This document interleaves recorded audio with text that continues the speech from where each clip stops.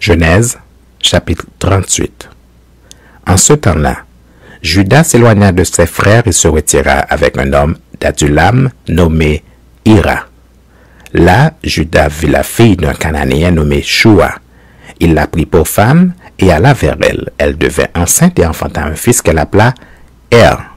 Elle devint encore enceinte et enfanta un fils qu'elle appela Onan. Elle enfanta de nouveau un fils qu'elle appela Shelah. Juda était à Zib quand elle l'enfanta. Juda prit pour Er, son premier-né, une femme nommée Tamar. Er, premier-né de Juda, était méchant aux yeux de l'Éternel, et l'Éternel le fit mourir.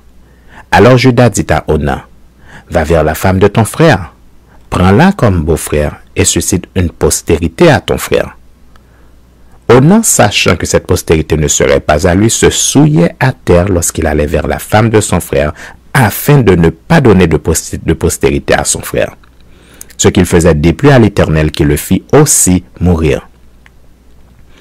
Alors Juda dit à Tamar, sa belle-fille, « Demeure veuve dans la maison de ton père jusqu'à ce que Shelah, mon fils, soit grand. » Il parla ainsi dans la crainte que Shelah ne mourût comme ses frères. Tamar s'en alla et elle habita dans la maison de son père. Les jours s'écoulèrent et la fille de Shua, femme de Juda, mourut. Lorsque Juda fut consolé, il monta à Timna vers ceux qui tondaient ses brebis, lui et son ami Hira l'Adulamite. Et on informa Tamar et on lui dit, « Voici ton beau-père qui monte à Timna pour tondre ses brebis. » Alors elle ôta ses habits de veuve, elle se couvrit d'un voile et s'enveloppa, et elle s'assit à l'entrée d'Énaïm sur le chemin de Timna, car elle voyait que Shelah était devenu grand et qu'elle ne lui était point donnée pour femme. Juda la vit et la prit pour une prostituée parce qu'elle avait couvert son visage. Il l'aborda sur le chemin et dit, « Laisse-moi aller vers toi. » Car il ne connut pas que c'était sa belle-fille. Elle dit, « Que me donneras-tu pour venir vers moi? » Il répondit, « Je t'enverrai un chevreau de mon troupeau. » Elle dit, « Me donneras-tu un gage jusqu'à ce que tu l'envoies? » Il répondit, « Quel gage te donnerai-je? » Elle dit, « Ton cachet, ton cordon et le bâton que tu as à la main. » Il les lui donna.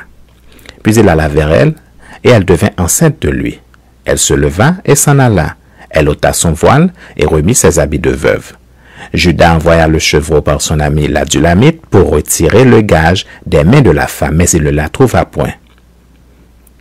Il interrogea les gens du lieu en disant, « Où est cette prostituée qui se tenait à Énaïm sur le chemin? » Ils répondirent, « Il n'y a point eu ici de prostituée. » Il retourna auprès de Juda et dit, « Je ne l'ai pas trouvée, et même les gens du lieu ont dit, il n'y a point eu ici de prostituée. » Juda dit, « Qu'elle garde ce qu'elle a, ne nous exposons pas au mépris. Voici, j'ai envoyé ce chevreau, et tu ne l'as pas trouvé. » Environ 3 mois après, on vint dire à Juda, « Tamar, ta belle-fille, s'est prostituée. » Et même la voilà enceinte à la suite de sa prostitution. Et Juda dit, « Faites-la sortir et qu'elle soit brûlée. » Comme on l'amenait dehors, elle fit dire à son beau-père, « C'est de l'homme à qui ces choses appartiennent que je suis enceinte. Reconnais, je te prie, à qui sont ce cachet, ces cordons et ce bâton. » Juda les reconnut et dit, « Elle est moins coupable que moi, puisque je ne l'ai pas donnée à Shelah mon fils,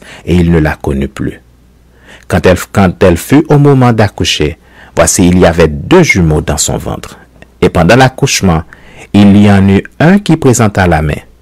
La sage-femme la prit et y attacha un fil cramoisi en disant, « Celui-ci sort le premier. » Mais il retira la main et son frère sortit. Alors la sage-femme dit, « Quelle brèche tu as faite? » Et elle lui donna le nom de Péretz. Ensuite sortit son frère qui avait à la main le fil cramoisi et on lui donna le nom de Zérak.